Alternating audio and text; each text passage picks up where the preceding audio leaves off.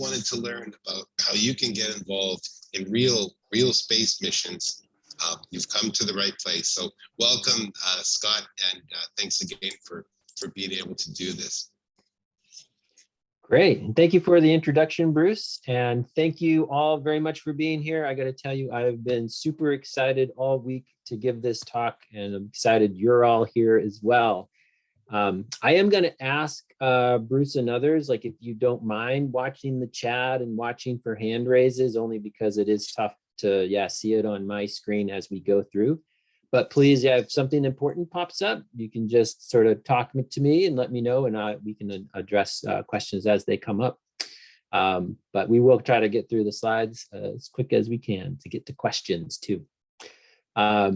So I think the place to start for me is a little bit of an introduction.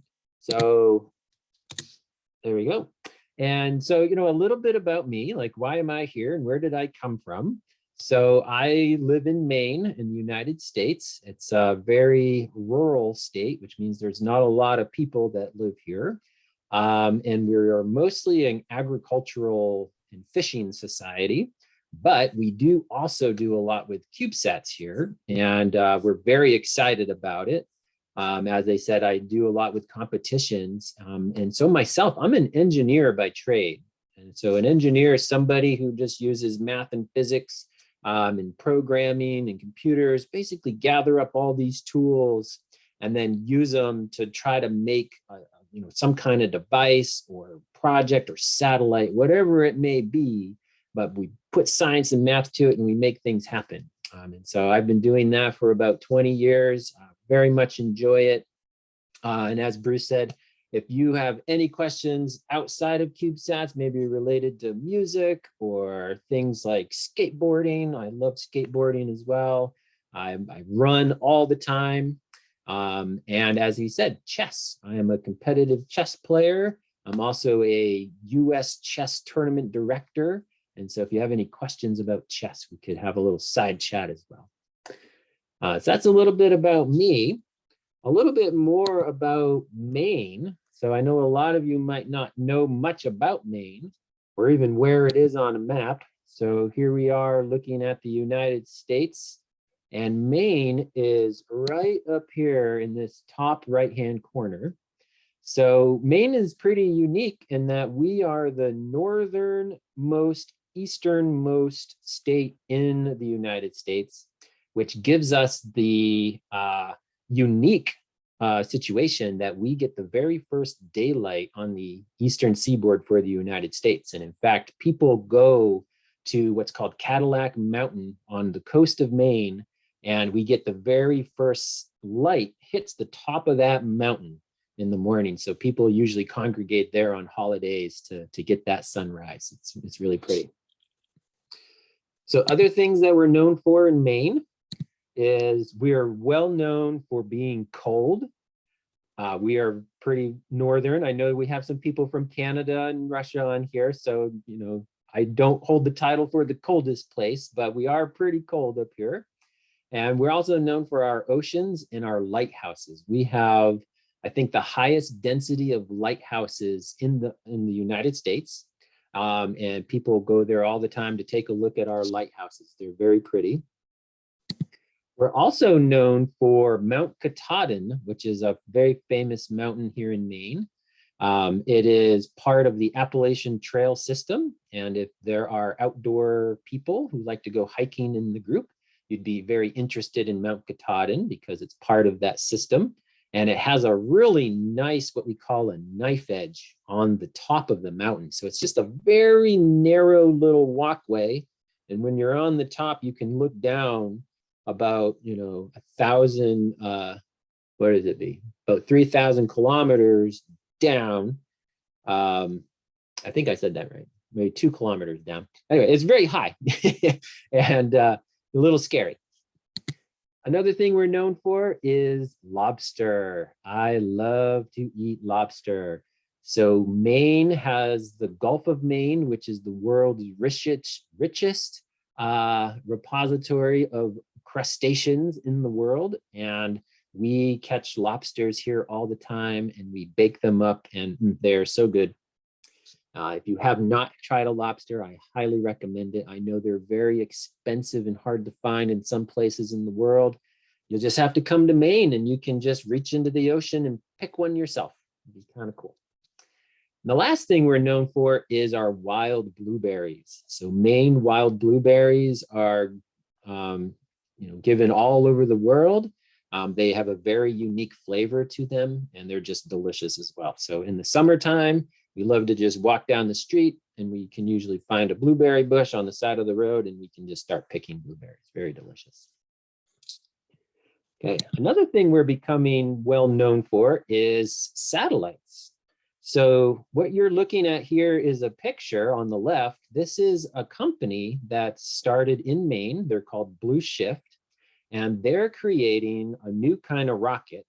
And they're looking specifically to put rockets launched from Maine. Again, you can see the snow. It's very cold here. And those rockets are being built specifically to launch CubeSats into space. And it's pretty unique. In Maine, we can do what's called a polar orbit, which is a very unique kind of orbit that most satellites, when they launch, they go around the equator of the Earth. But because we're so north up in Maine here, we can launch satellites that go from the pole to pole, basically north to south, which is opposite to most satellites. So that makes us kind of unique to be able to do that.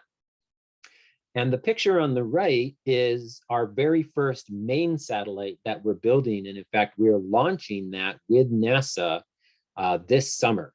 It's called MESat-1. And this CubeSat that you're looking at has been designed and built by high schoolers here in the state of Maine.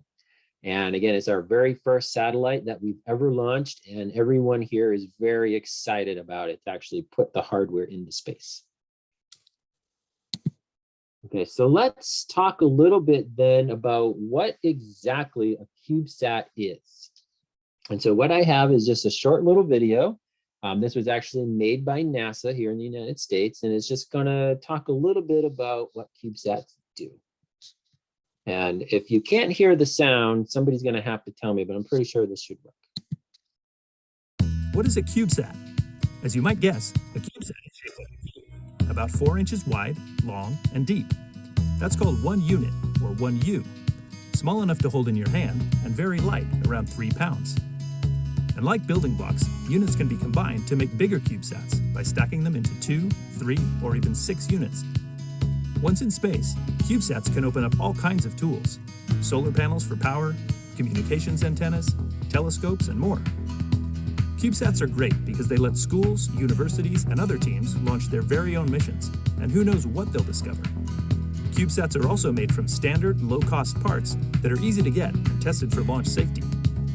Some NASA launches carry spacecraft that don't take up all of the space on their rockets, which leaves plenty of room for tiny CubeSats. Build a CubeSat, catch a rocket ride, and you become a space explorer.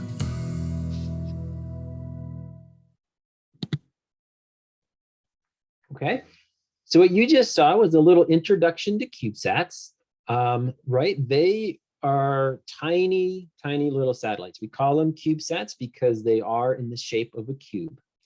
And when we talk about CubeSats, we don't really talk about the size. Again, what CubeSat means is it's really more of like, what's the shape? It's literally a cube, 10 centimeters by 10 centimeters by 10 centimeters. And when you have that, we call it a 1U satellite. And U stands for unit. So it's a 1 unit satellite. But they can come in different sizes. You can have a 2U satellite, which means you just take 2 cubes, stack them on top of each other.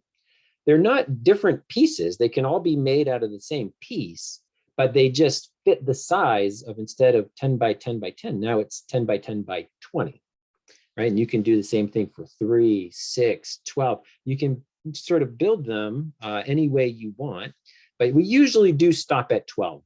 Very rarely would you see a cube satellite get bigger than 12U in size, because at that point, you might as well make something else instead of trying to make it fit inside that particular box.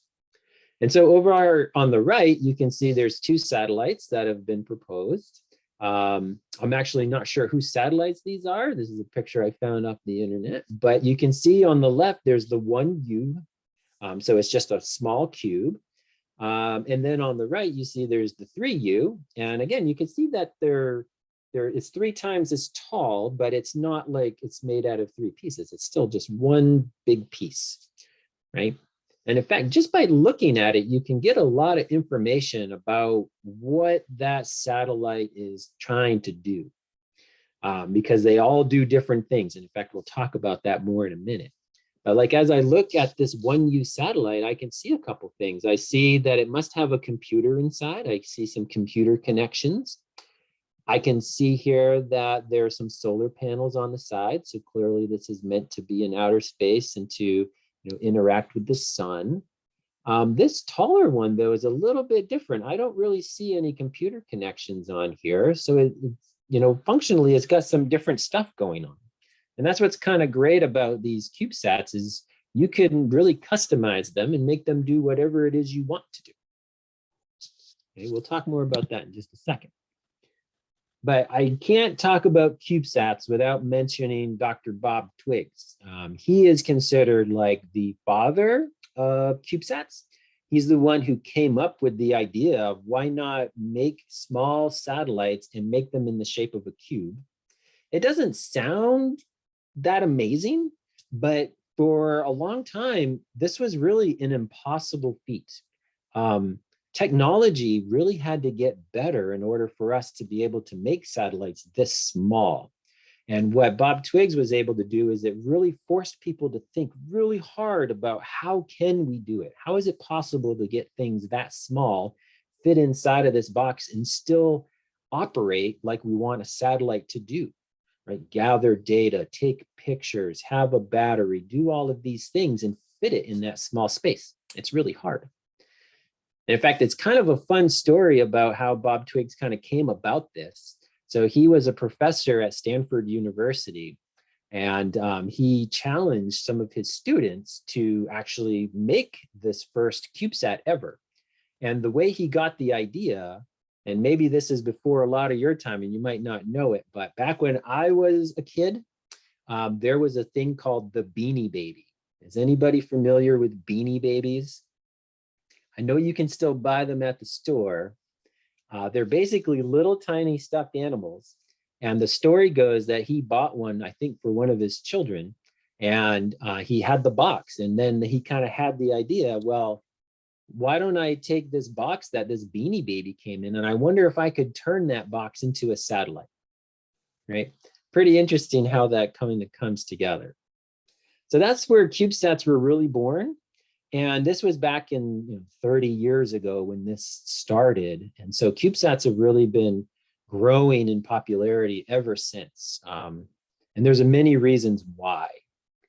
Okay, but before I get into more details, I do want to stop for a bit of trivia. So this is a trivia time. In fact, I'm going to have a couple questions for you all as I go through this talk to kind of break it up. And what I'm going to do is I'm going to ask questions. And if you get the questions right, they're worth points. And we're going to see how many points you get as we go through our talk. Okay, so the first question is worth 100 points. And does anybody know what the name of the first satellite into space was? And here I will stop this and I will take a look at the chat. So who knows what the name of the first satellite was? CubeSat 1, Sputnik 1. Sputnik, you got it. Absolutely. So let me go back to my presentation.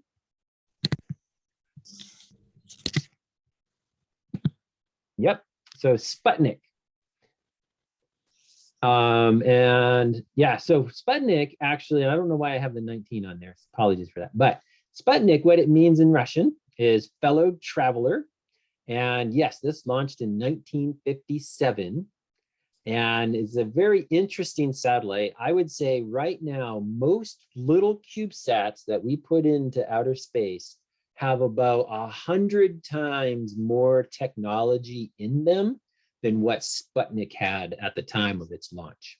In fact, the only thing that Sputnik had on board was the antennas that you can see, these long poles coming off of the satellite, and this spherical shape. And inside of that was just a little beacon, and it would just basically send out a little beep, beep, beep, and people could measure it on their devices where they were. So it really didn't do much. It just went around the Earth and beeped. But at the time, that was cutting edge technology.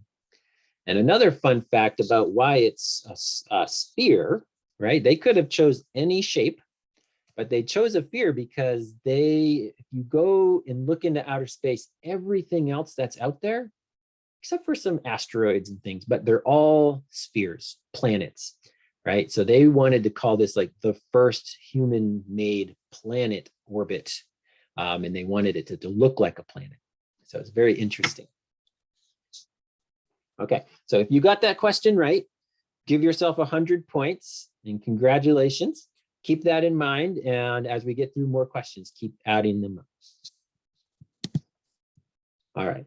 So yes, so satellites now, we say big technology in a small package, right? And what I mean by this is that, right, at the time that Sputnik was made, they had this big sphere, and the only thing they could fit in there that worked was this little beeper, right? And they were really up here in this time frame, right? They were working with equipment that right now would take up the size of a room for a computer.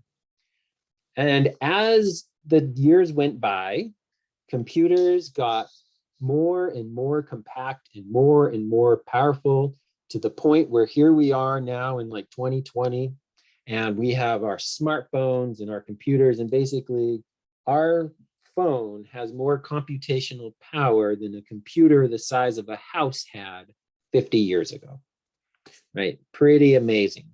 And it's really that shrinking of technology that has enabled CubeSats to work. If it wasn't for that, there would be no way to make a Cube satellite. It wouldn't be possible. The other thing that happened is what we call commoditization. It's a big word, but it basically means that this technology is everywhere now, right? Most of you right now, you're sitting at home on a laptop. Maybe you have a phone right next to you. You have all of this technology around you. And people 50, 30 years ago didn't have access to that. And so this is why we say now CubeSats, they really bring everything together now. You can get technology that is small, and you can get it very inexpensive or cheap. And that means just about anybody, literally anybody, could go out and build a CubeSat right now. The difficult part, of course, is getting it into space. And we'll get to that in just a minute. Okay, so when we talk about CubeSats, though, we kind of have to learn a little bit more about the language, about how people talk about satellites. And usually satellites are talked about by how much they weigh, their mass. They're not really talking about how big they are, like how much volume they take up. And the reason for that is because if you're going to build a rocket and put something into outer space, the thing that you pay for is the mass, right? You have to build a rocket with enough thrusters to push that mass against gravity and get it out into space. And that is directly related to how much that satellite weighs on Earth. The more it weighs, the harder it is to get it to outer space. And so the folks at NASA and the Canadian Space Agency and the ESA, they all classify satellites according to how much they weigh. And they can be anywhere from very large satellites, like over 1,000 kilograms, all the way down to what they call nanosatellites, which are satellites that usually weigh about 1 kilogram or sometimes less, right? About the size of a duck. And so CubeSats, we say CubeSat, that talks about the shape, and then, but what it really means is that we are a nano satellite. So we're just very light as well. And that's important. Okay, so now that we know a little bit about what's important for CubeSats, right? The technology and the weight, and we can do both. Now we got to talk about, so where do they actually go? you know? Space is a big place. And in fact, it turns out there's only certain places we really want them to go in outer space. So what you're looking at here is like a bit of a space map, right? You can see here this blue area. You could think of this like the Earth's surface, and you can see some of the sort of shadow above it. This would be like the atmosphere on Earth. And as you go from Earth and you start to go higher and higher up in the atmosphere, at some point, right around 10 kilometers, maybe up to 15, you really start to push the edge of what we would call atmosphere. Like the air there gets so low that you can't breathe, like you would die if you tried to go outside at that height. But there's still technically some air around you. And so, you know, airplanes fly up there. You see also a picture of a balloon. So I personally do a lot of balloon launches. I will put little satellites on a balloon and then send it way high up into the atmosphere. But even then, it only gets to about 10 to 20 kilometers high. Beyond that, you start to get to another zone called the thermosphere. And up in this area, it's actually quite dangerous. So between 50 kilometers, maybe to 100 kilometers in this range, things are pretty dangerous, actually. It's really hard to put satellites there and to keep them there. They get hit by asteroids, meteorites, there's plasma up there, all kinds of things that want to hurt your satellite. So most of the time, we're just going to shoot our rockets past this danger zone, and we are going to end up here, right around 400 kilometers high. And this is what we will call space, right? You have now gone far enough away from Earth that you can orbit freely, and it's relatively safe for you to be up there. So that's where the International Space Station lives. And that's also where almost all CubeSats go. And the reason is, number one, it's the closest. So we don't have to send rockets further. You know, why would we do that? We already, like, Earth, the space is there, so we'll stop there. So it's like, you know, going to your neighbor's house. It's the first stop. And not only that, but it allows these CubeSats to spin around the Earth. But satellites, these CubeSats, they're so small, they typically don't have their own, what we call propulsion system to keep them up there. And so they naturally start to fall back to Earth over a period of a few weeks, maybe a few months, and they'll burn up in the atmosphere and go away. So these CubeSats are small and inexpensive, and that's okay. We'll put them up there just for a few months, and they'll fall back to Earth, burn up, and they won't contribute to space junk. And so we kind of do that on purpose. Okay, another question. You guys ready? So this one's also worth 100 points. And so the question is, how fast does a CubeSat travel in orbit? Anybody know? 215 miles an hour, 50 kilometers per hour, 7 kilometers per second. Ooh, we got a lot of good answers here. Yep, okay, so, right? Oh, sorry, I forgot to give you your choices. Oh gosh. Yeah, so you do have some choices. 100 miles per hour or 160 kilometers per hour, 1,600 kilometers per hour, 16,000 kilometers per hour, or 32,000 kilometers per hour. Yeah, I'm seeing a lot of choices here, C and D, not a lot for A or B. Yep, and the answer is absolutely D. Yeah, they're traveling at 20,000, roughly, 20,000 miles per hour or 32,000 kilometers per hour. That is very fast. Yep. Okay, so if you got points on that one, again, congratulations, add that to your total, and we'll revisit when we get to the end of our talk. Okay, so now what is it that satellite or CubeSats do? right? And this is kind of an open question. And I will say they can do anything. Basically anything that you can think of that would be interesting and can fit in a box, you can do it in a Cube satellite, right? What they say here is the world is your oyster. Whatever you're interested in, you can make it happen. And so I have some examples of some CubeSat missions that have been done, mostly by NASA, because they have, I would say, a lot of the most interesting ones.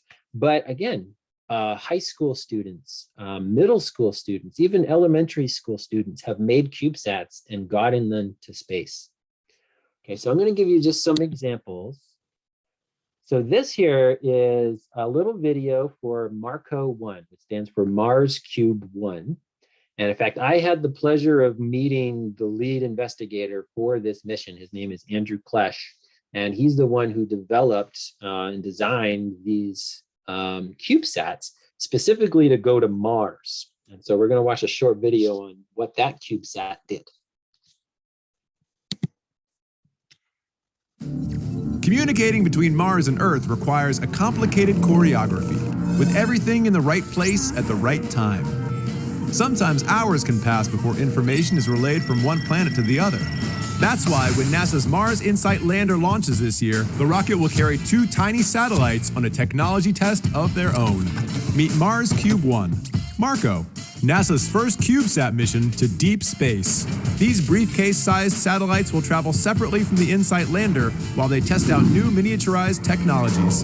And if they make it to Mars, they could relay information back to Earth about InSight's descent and touchdown, and do it in mere minutes. Although this fast communication isn't crucial to the success of the InSight lander, this CubeSat test could change the way future spacecraft phone home. Okay, so what we just learned there was that this particular mission, NASA made these CubeSats. You saw that they were actually kind of flat and long. So those were 6U CubeSats. So they had 6 units put together to make a bit of a briefcase size, or maybe the size of like a laptop. And its only job was to gather information from the Mars lander. It accepted that information and then passed it to Earth. And it basically is what we would call a relay satellite. It just picks up the signal and passes it along, right? But it actually turned out to be a really important job. And NASA felt like it was, they did an amazing job, actually. It worked very well. So that's one example of a CubeSat. I'll come over here. This is another one. This is NASA's newest launch vehicle called the Space Launch System. And they also have CubeSat launches that go on to here. So this is going to talk about how those CubeSats get on board and how they actually get put into outer space. NASA is advancing science and technology with the first flight of the Space Launch System, or SLS. As a bonus, SLS will send small satellites called CubeSats to deep space destinations where they can gather valuable data for future exploration missions. The onboard avionics box will command each dispenser to release the small satellites, sending each one on their way to deep space destinations such as the Moon or an asteroid. CubeSats flown on the mission will perform in-space experiments and demonstrations that will actively advance the capabilities needed to take humans farther into space than ever before.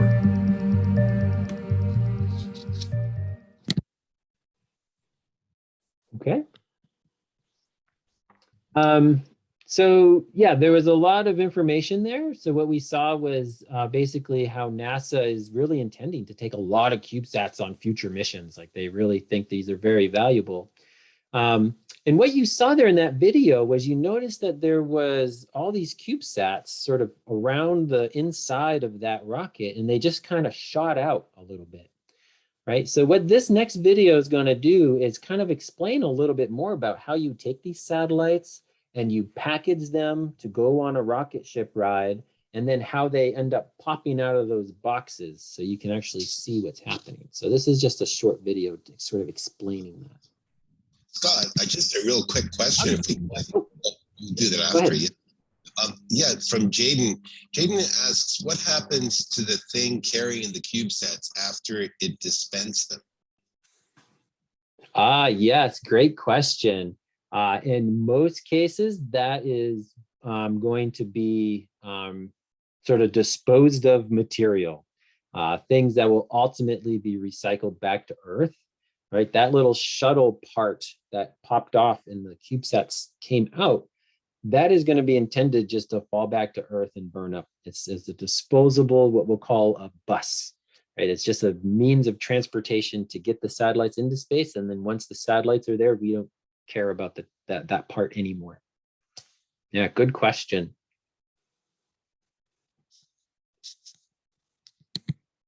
Okay, so I'm going to go ahead and play this. Let's get into orbit. NASA's CubeSat launch initiative gives CubeSats a free ride on rockets that have room and fuel to spare. It's like a rideshare program. We're already going into space, so your CubeSat is welcome aboard. Once a CubeSat has a seat on a flight, it'll be loaded into a launcher container on the rocket. These containers have a long technical name, but let's just call them dispensers for short. Each CubeSat is stacked into the dispenser like a pea in a pod, with its power turned off until the right time during the mission.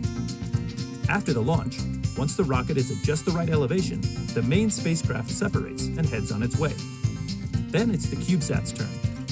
A few seconds later, the dispenser door springs open, and another spring inside pushes the CubeSats free. Each CubeSat's transmitters turn on, and its power and other tools will begin to work.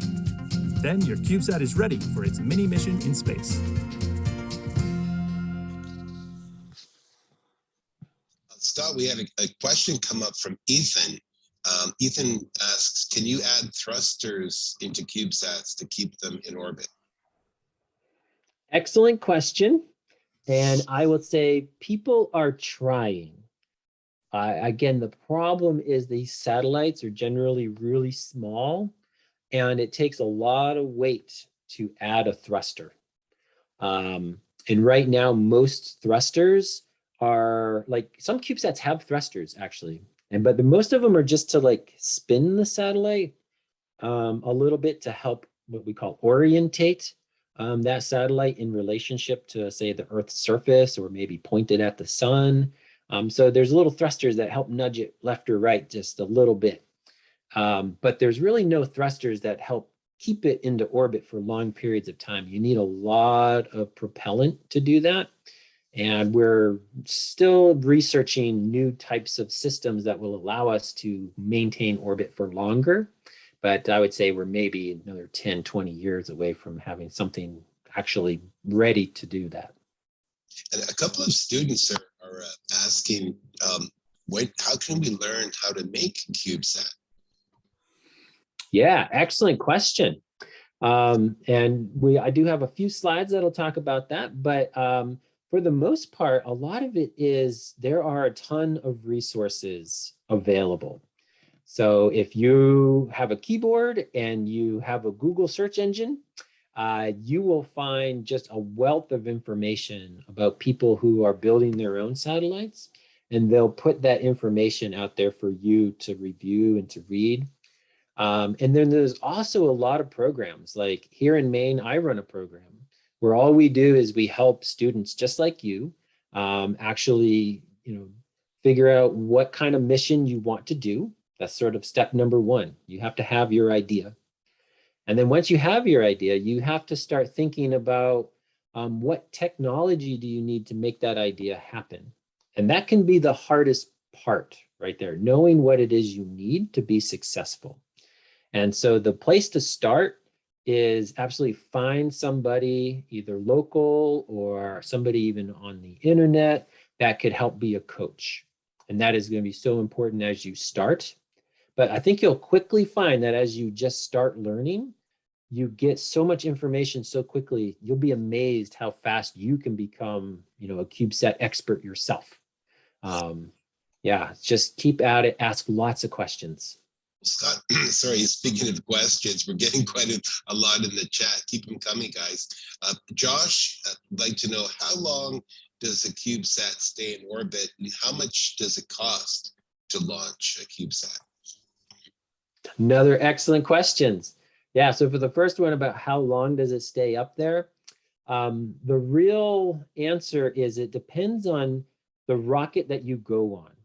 So as you saw in those videos, usually like people are going to send a rocket into space and they usually have like the thing that's most important, usually another satellite, or maybe it's a resupply mission to the International Space Station. Like that's the primary job. And that rocket's going to go to wherever that primary thing needs to be. It could be low in the orbit or it could be high in the orbit. So wherever that CubeSat lands dictates how long it's going to stay up. And so, you know, for example, if you were going to go to the International Space Station and be let go from there, and that's going to be your launch point, you could probably reasonably expect to be in orbit somewhere around 6 to 8 months. Okay, if you're a much lower orbit than that, again, it could be just a few weeks. And it really depends on how high up they go. And then the next question about cost is, I have seen, so number one, your satellite, I've seen satellites built for a few $100s. You know, that does sound like a lot, but, you know, compared to others, like the Marco satellite that you saw, that cost about, I think it was $18 million, something like that to make. And so the fact that somebody could build one for a few $100s is pretty cheap. So building the satellites isn't the hard part. I'd say the most expensive part is finding that ride, that rocket, right? Finding somebody with space and somebody on a mission already going that you can piggyback your ride on. And so NASA has this thing called the CubeSat Launch Initiative, where their only job is to help people like you find space on a rocket for you to put your satellite that you built into space. It's a pretty cool program. In fact, I'm going to show you a link to that a little bit later. Okay. So I'll keep going here, but yeah, keep asking questions. This is great. So in the last two videos, you saw how there was right, a CubeSat launcher. This little looked like a little cannon that shot the CubeSats out. And I'll say that's the typical method for getting those into space. And so what I have here are just two videos that really show that process in, you know, real life, like what actually happens. And so what we have here is CubeSats that are being sent. The first one, which will be on the left, is what we call a manual deployment. So this CubeSat made its way to the International Space Station. And while it's there, an astronaut is going to literally put on their spacesuit. They're going to hold the CubeSat in their hand. They're going to walk outside, maybe float outside, and then they're going to throw it into outer space. So let me just show you that process. And that starts right about here.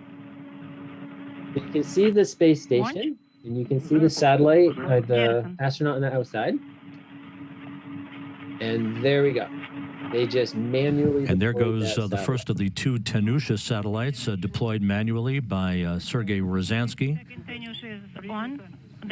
The trajectory operations officer, our ballistics officer here in Mission Control, reports a good trajectory as it goes away, aft and nadir from the Piers docking compartment. Again, this is the first of two satellites commemorating a pair of significant anniversaries, the 60th anniversary of the launching of the first Sputnik satellite on October.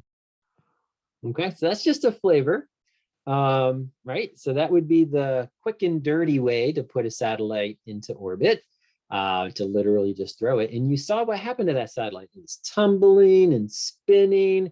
And you can imagine if that satellite had a camera on board, like it would be seeing just space spinning all around it. And so you can do a deployment this way, but it really limits the kinds of things you can do with your satellite.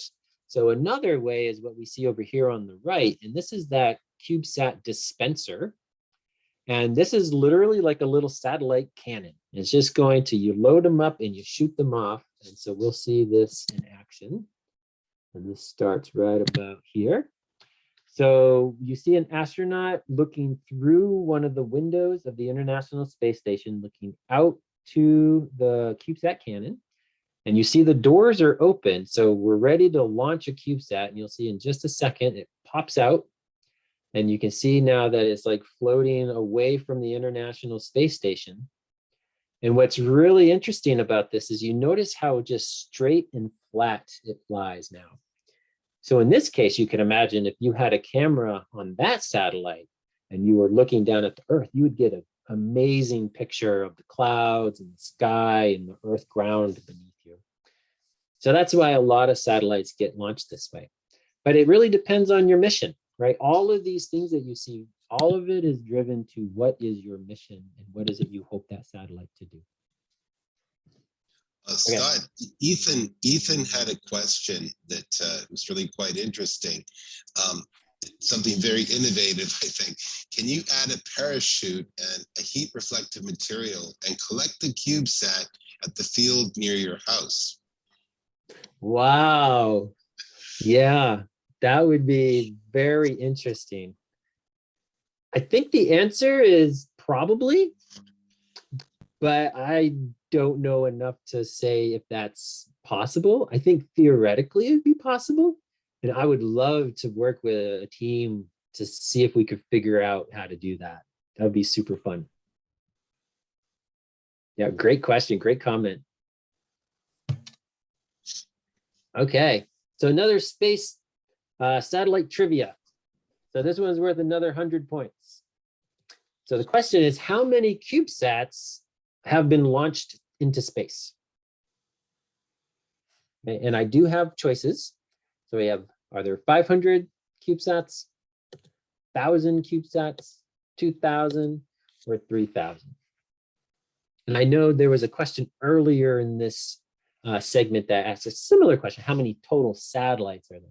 But I'm looking for specifically CubeSats. I'm just gonna pop the chat open. I see a lot of D, some C's, a lot of D's. Yes, the answer is D. 3,000, roughly 3,000 CubeSats have been launched. I'd say the vast majority of them have already burned up in our atmosphere. So the actual number floating around up there is something much less than 3,000. But that's a lot of CubeSats. Again, they haven't been around that long. And so just in the past 30 years, we put 3,000 CubeSats up there. So that's like 1,000 CubeSats that go up every year. Think about that. That's a big number. Sorry, 100 satellites, not 1,000. Did my math wrong. Okay, so we only got a little bit more to get through. So how does the CubeSat work? I think we had some questions about that. So actually, what is the stuff that we need to make CubeSat function? And I would say there's 5 primary components that go into making a satellite. The first one is your antenna.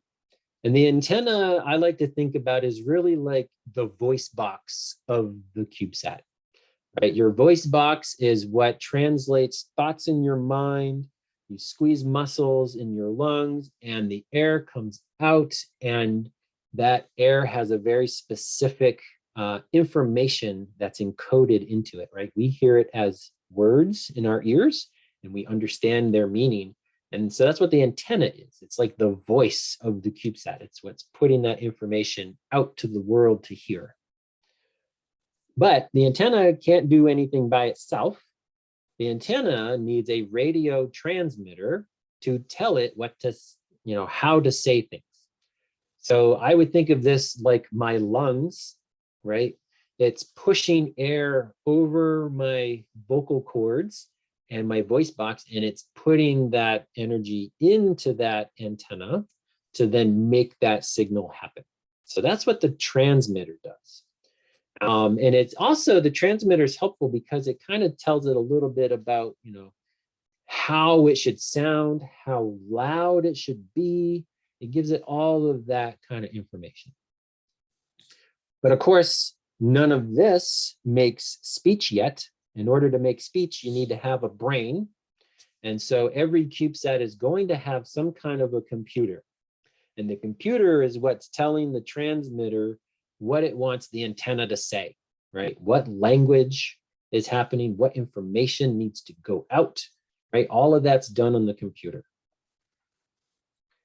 In addition to the computer, of course, we can't run electronics without a power system. So we're going to typically need a battery pack at a minimum. Battery packs will last you a few days in space. And to keep your satellite running, you're also going to need your solar panels, right? That'll be a requirement to keep running. And the last thing you're going to need are sensors, right? I think about our CubeSat, it's going on a trip, it's going to outer space. And anytime I go on a trip, I'm bringing things like cameras so I can document my journey. And the same thing with a satellite is it needs sensors to be able to record what's going on in its surroundings, gather that information, and then that computer can process that information. And then it can tell the transmitter through the antenna to tell all your friends about this great vacation you just went on, right? That's exactly what the CubeSat's doing. So you can make a CubeSat out of just these 5 components, and it could work actually amazingly well, depending what you're trying to do. And then, of course, it can get very complicated from there if you want it to be. But I like to keep things simple. And so most of the satellites I put into space too usually just build upon these 5 things. And then what really comes down is to what sensors do you want? Do you want cameras? Do you want gas sensors, light sensors, all kinds of sensors you can put on there? Okay. And then what you got to do is once you have all that equipment picked out, the things you want your satellite to do, then the next thing is you got to figure out how to put it all together. Assembly of the CubeSat is very important. You need to make sure, right? It's a small box. You got to make sure you can fit everything inside. So people spend a lot of time trying to figure out how to put everything in the box to make sure you can fit everything and that it will work properly. And as you build satellites, you spend a lot of time on doing this part of it, trying to make sure everything fits. So in this example, you can see here that we have cameras installed, you have your battery pack right here, you have your computer station there, you have solar panels here. These yellow things are the antennas that are sticking out. They look a little different than the ones I showed you before, but it's basically just a little piece of metal that springs out, and that's the voice box of the CubeSat. Okay. And the last thing that I haven't even mentioned is programming. Super important. You cannot do a satellite unless you know how to do some programming. And I know a lot of you are very knowledgeable about that, and that's excellent. If you're not sure about programming, you can definitely learn and you can work on putting these things together. Okay. So for us, the last thing that we do is once we get our satellites built and put into space, you have to have a way of talking to it. Right? That satellite's up there, it's got its antenna, its voice box, it's yelling, hello, hello, I'm here, is anybody listening? And so us on the ground, we have to have what we call a tracking station or a ground station to listen for the CubeSats as they go over our heads. And so this is at our university. We have some students that have put antennas on the roof, and we're able to look on computers, which is what you see over here on the left. This is the signal that those antennas pick up. So we're listening and we can see that there's like a little tiny bump, right? There's a line here that's nice and flat, and then there's a bump. And we're saying that we just detected a signal at this area on our transmission. And we can say that, oh, that is this satellite, and we can even decode what that satellite was saying, and we can basically have a conversation with it. It's pretty cool, right? And in fact, we're just one of many. All over the world, there are people who have these ground stations, and they all belong to what's called satnogs, which is basically a group of people just like me, just like you, who decided to build a ground station to listen for CubeSats, and they all work together tracking them. So each of these little dots that you see on this map is a ground station that's a member of this SatNog network. And they all listen for each other's satellites as they go by. And these lines are basically like the traces of an example satellite as it moves overhead. So if I look at this one down here in South Africa, right, this is where the ground station is. And this line means that there was a CubeSat that went right over their head, moving right along this line as the CubeSat orbited the Earth. Now, because the Earth is big and, just like the sun in the morning, you see it comes up over the horizon, the sun goes over our head, and then it goes down on the other side. Same thing happens to these CubeSats.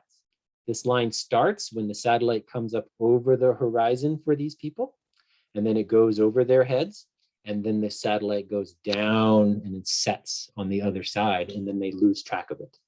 So they only see CubeSats for a small period of time, but while the satellite's overhead, they can talk to it. And they can let everybody else know. They say, hey, I just saw a CubeSat go over my head, and this is what it told me. And it will share that information with everybody else.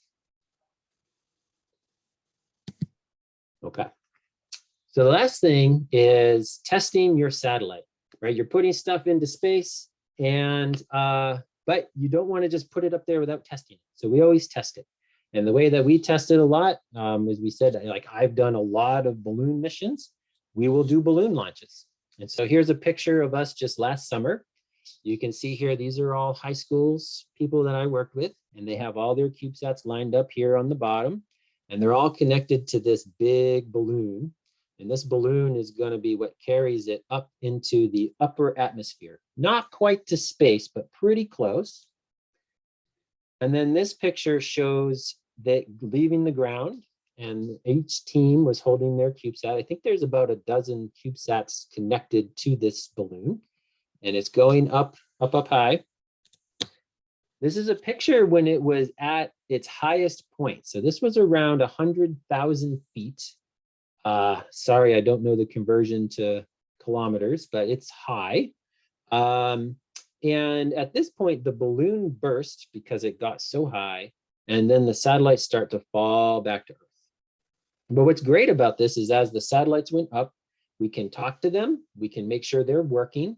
And the best part too is they do come back to us. They come back to the ground so that we can make them better. If something didn't work right, we can fix it before we actually go onto a rocket. And that rocket's going to bring it all the way to space and we'll never see it again. So we'll actually do a couple balloon launches with it first to make sure everything's working right. And then we'll put it on a rocket. Okay. Sometimes though, getting it back can be a little hard. So this is a picture about what typically happens is you don't really know where your satellite's going to land when it comes back to Earth. And this is a picture of our latest one. It got stuck in a tree really high up there. And in fact, we had to use this really long pole to poke it out of the tree and have it all fall back down to the ground. And sometimes it's very hard to do, but fun. It's always fun. Okay, and I think this is my last slide. So CubeSat launch initiative. Again, if you really want to get started and into CubeSats, definitely this would be a good place to start. If you have ideas, this CubeSat launch initiative, again, if you just basically have to tell them your idea and what you want to build. They'll find people to help work with you on how to build it. They'll even find that ride on that rocket ship to get it into outer space. They're open to everybody. They just look for you to basically go onto their website and give them some information, and they're here to help you. Okay, last question, 100 points. What did the sun do to knock out 40 Starlink satellites? In fact, it happened just about a month ago. Anybody know what happened to those satellites? Absolutely, man, you guys are right on the money. Yep, solar flares. Let me see if I can get it. Yep, there it was. Yeah, the sun had a pretty major solar flare event that happened, and that ionized gas came over and it hit the satellites as they're orbiting the Earth, and it messed up their They're internal computers, and they stopped working. They're still floating around. They just fortunately don't work anymore. But that kind of happens. Space is a dangerous place. There's micrometeoroids, solar flares, all kinds of things that want to hurt your satellite. But luckily they're small, and usually they do a good job surviving. Okay, so I'll open it up to any other questions that you guys have.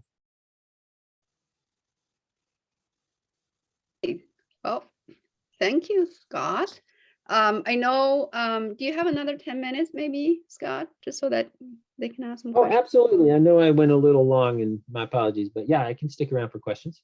Don't worry, it was great. So I know we're running out of time. If you have to take off, it's okay for you to take off. And I know also lots of students have really good questions and has been trying to get your question asked. What you do is now, you know, in Zoom, there's a place for you to raise your hand. You just go, I think it's under reactions or next to your own thing. And there's a place to ask question. And once you ask a question, what I'm going to do is I'm going to mute.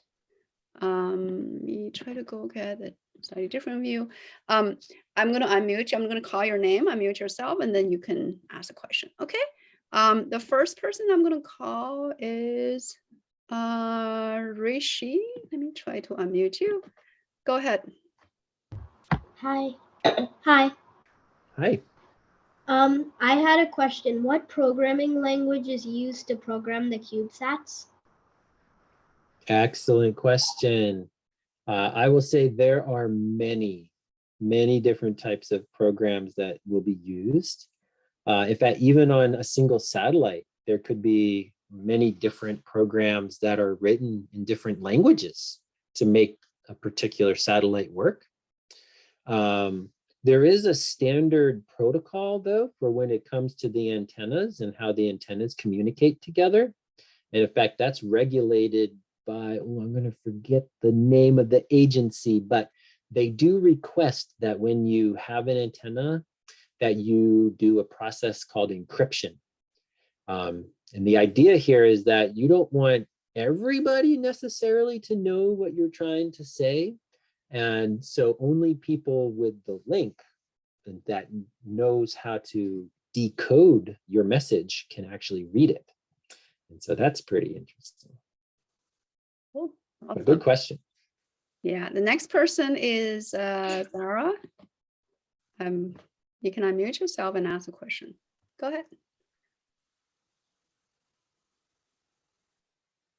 All right, so we're not hearing you, Zara. I know you're unmuted. Okay, I'm going to try to go to the next person. And Zara, you can try again later on, okay? Atif, go ahead. Hello. Hi. I just wanted to ask, how far does a typical CubeSat or any satellite travel before falling back to the Earth? Ooh, excellent question.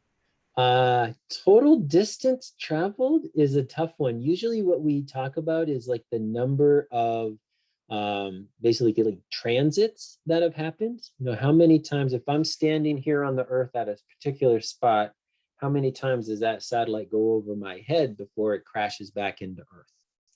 And it can travel usually overhead anywhere between like 7 to 20 times a day. And so depending on the life of the mission, it could go overhead, you know, 1,000 times, 5,000 times, 10,000 times. So that's really how we measure it. And I guess we could figure out, you know, we could do the math to try to get the total number of kilometers done, but I have never done that math before. That's a good question. Very cool. Yeah, next person is Sandy. Go ahead, Sandy. Hi, I have a question. Like, if you play chess, what like there's usually a tag, like for example, FM and stuff. So what title name do you have? Oh, great question. Yeah, so when you become a chess player, you usually are trying to win your game so that you can become a ranked player and get a title. Unfortunately, I'm not good enough to have a title yet. So I guess my title would be intermediate player. Don't you not mean a grandmaster yet. International, I guess. Yeah, I'm not good enough for international either. Okay. I hope maybe one day I'll get there. Great question. It's always fun to just play chess and then have a Yes. great time. All right, next person is Zainab. Z-A-Y-N-A-B. Go ahead. My name is Zainab. So I had a question. Do you suggest any special positions in space exploration as future careers? Oh, absolutely. The space industry, and I call it an industry, just like there's an automotive industry and outdoor industry, the space industry is growing like crazy. There are so many companies right now putting rockets and satellites into space that they need people. So I'll say there isn't a particular, position other than if you like math, if you like science, and if you did anything related to engineering and being creative and problem solving, there's going to be a place for you in the space industry. Absolutely. And programming too. If you can do programming. Yep, there's lots of need for that. Very cool. Yeah, I went to a conference earlier this week and I actually met a female astronaut there, which is pretty cool. Got my picture taken as well. So that is exciting. It is exciting. All right, Ethan, go ahead, Ethan. Ethan Young. Hello, I would like to ask if you can access the ground station from the internet. You want to try to access our university system? That's a great question. I'll have to talk to our technologist. So we have a space technologist whose only job it is to look at that ground station. And I know that you can see some of the data off our website, but I don't know how often we make that available, or if you can just, like, if it's always around. That's a great question. I'm going to ask, and I'm going to see if I can get an answer to that. Very cool. All right, so we're going to try again with Zara. Go ahead, Zara. Can you hear me? Yes, yay, go ahead. Okay, so I have two questions. My first question is, how long does it take a CubeSat to travel, like to get into the space? So if we're on the ground, you're in the rocket, and it's starting to blast off, like how long does it take before that satellite is actually into outer space? Yeah. Yep, that travel, it can vary, but I would say it's typically on the order of about 15 to 30 minutes, somewhere in that neighborhood is when you're really out there. And it's really at the point where, you might have actually been in space a little sooner than that, but by the time the rocket jettisons and you're kind of free floating, that could take about that long. And I have another question. So, like, how the CubeSat has a camera, right? And it basically sees our Earth. Can it see any other planet in our solar system? Absolutely. Yes. People are making all kinds of CubeSats to do all kinds of things. I say the camera is probably like the #1 thing people love to put on CubeSats because it's always fun to take pictures from space. But just like in space, there's nothing to block your view. You can look out in a direction and you can see for basically ever. Unlike on Earth, if I stood on a mountain and I looked out, eventually there's a horizon or the sky kind of blurs my sight so I can't see things. Maybe there's clouds, but up there's nothing blocking your vision. And in fact, we here in Maine are even trying to build a satellite to look at the moon. And the reason why we want to look at the moon is that the Earth actually kind of glows a little bit, and our glow from the Earth hits the moon, and then the moon kind of gets a little shiny, especially when it's on the dark side of the moon. It gets a little shiny, and we can actually see that light. It's called Earth shine, and we can see that with our cameras from our satellite. It's pretty cool.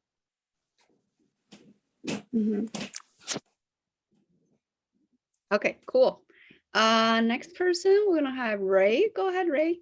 By the way, we're gonna limit 1 question per person. We're gonna do for another 5 minutes since we're running out of time already. And go ahead, Ray. If the satellite gets an alien signal, and there's no transmitter underneath it, will it have to wait? Can it forget it? Can it forget the message? That is an excellent question. So I guess technically, yep, depending on what the satellite was built for, it may or may not be able to tell us back on Earth what happened. So if that satellite had, let's say, a camera and maybe took a picture of the alien spacecraft or something, or got a signal that it measured with an antenna, if that satellite was programmed to store that information and wait until it found a ground station to communicate, then we would get the signal and we'd be okay. But not all satellites work that way. Some of them, they just relay. They just gather, send. And if there's no one there to listen, no one's going to hear it and we'll miss it. Yep, that would be sad. Good question. Okay, we'll have 3 more people have the opportunity to ask a question. Tejasri, Tejasre. If you're there, okay, go ahead. I'm actually her sister, brother, and can there be more than 12 CubeSats in space? Absolutely, yes. There can be hundreds of them at a time. In fact, that reminds me of Elon Musk, and he has his Starlink satellites. And I think his plan was to have somewhere around 3,000, or maybe it was 30,000. It was a big number. And he wants to build a huge network of satellites that all orbit the Earth all at the same time to give us really good internet. That's his plan. So yeah, you can have many, many, many satellites up there. Awesome. Next person, Joanna, go ahead. Hi. Yeah. Hello. I'd like to ask a question. How far does a satellite go per hour? Yes, they go very fast. Faster than I can drive in my car, that's for sure. Really? They can go about 20,000 miles per hour, or like 32,000 kilometers per hour. That's faster than I thought. It's very fast. Yes. How fast does the airplane go? Probably about 1,000 or less, like 700 miles per hour. So that's like about 20 times of, I don't know how fast an airplane can fly. Very cool. Yeah. All right, I see someone who really want to get called and change the name to Please Choose Me. So for that spirit, I'm gonna unmute you so you can ask yourself, but do tell us what your real name is. And this is the last question. Go ahead. My name is Max, and I'm in New Zealand right now. My question is, what would happen if like all of the satellites and like CubeSats like got destroyed? What would happen? Oh, my apologies. I actually couldn't hear your question. Could you repeat it one more time, please? Oh, let me try to. Yeah, I think someone else was unmuted, so that's why I'm going to unmute him again to go ahead. Go ahead. My question was, what would happen if all of the satellites and like CubeSats were like destroyed? Oh, yeah, that would actually be really bad. All of our cell phones would stop working. All of our maps would stop working. I'm sure there's other bad things that would happen too. Our weather tracking would stop. We rely on our satellites for just about everything related to technology right now. And that if something happened, like a major solar flare knocked out all of our satellites like that, it would be very bad for us on Earth. Yeah, that's a good point. All right, that's very cool. Yeah, it's a really good question. And then we're relying more and more on the satellites technologies. I do have one question for you as well, Scott. I remember, I'm not so sure I remember it correctly, but I seem to remember I saw a list of recent candidates for CubeSat, and I saw a lot of them were actually sponsored by universities. And I'm wondering about, let's say, for regular high school, like student want to do something about it. Do you think that sort of someone in high school can likely mentor them to make it happen, kind of like a lot of these days robotics competitions can be done that way, or you kind of really need someone like more of a college professor or level or professional engineer level to do something with the team? Yeah, I mean, experience definitely helps. Again, I'll say that anybody can build CubeSats, but having that experience of going through the trial and failure part of it to know how to make it right, there's a learning curve there. And so it's helpful to have experience, but absolutely. I know some amazing students who even junior high, high school level, who just had interest, did some internet searching, learned about these different things, and found a little bit of money, maybe from family and friends who wanted to help, or maybe the school helped buy some of the equipment, and they could start building their own CubeSats. And there are a lot of competitions available, and maybe, I don't know everything that's going on around the world, but I can just say here in the United States, like NASA, the Department of Education, they constantly run competitions for high schools and middle schools, specifically for learning like that. So yeah, there's a lot of opportunity out there, and you just got to keep looking. Very cool. All right. So I'm going to show you guys a couple more slides, but in the meantime, I want everyone to think about and then type in the chat. What are the couple of things that you feel like you learned today that you think are most interesting to you? Let's see what you have learned. And in the meantime, let me just kind of quickly share with you a bit more about what's coming up. So we do run these programs on a regular basis. And today we obviously have a very special speaker, Scott, to come talk about CubeSat, very exciting topic. We actually have another free event coming up tomorrow as well. I think it's tomorrow Pacific time, maybe 11 a.m. or something. It's also free. So I know a lot of you guys have done really interesting projects, and we're trying to teach you how do you create your own project portfolio so you can share with friends, and you'll know how to, take screenshot of it, make GIF, or even make short videos of your project and upload it so other people can see it. It's pretty exciting. And we do have other NASA related classes as well. We have a space science club, which is for grade K to 3. We go through a lot of different interesting topics that are space related. Bruce was here earlier. He's in Europe, so I think he had to leave a little early, and he actually ran a nice series of classes for us as well. And then we have a pretty extensive series of summer camps and spring camps that are available on our website for you guys to enjoy and learn more about all the different things about computer science. So with that, I'd love to hear, what have you guys learned today that you think are most interesting?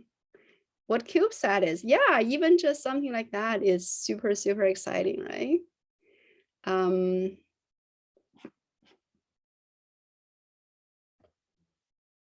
It can go up to 20,000 miles. Awesome.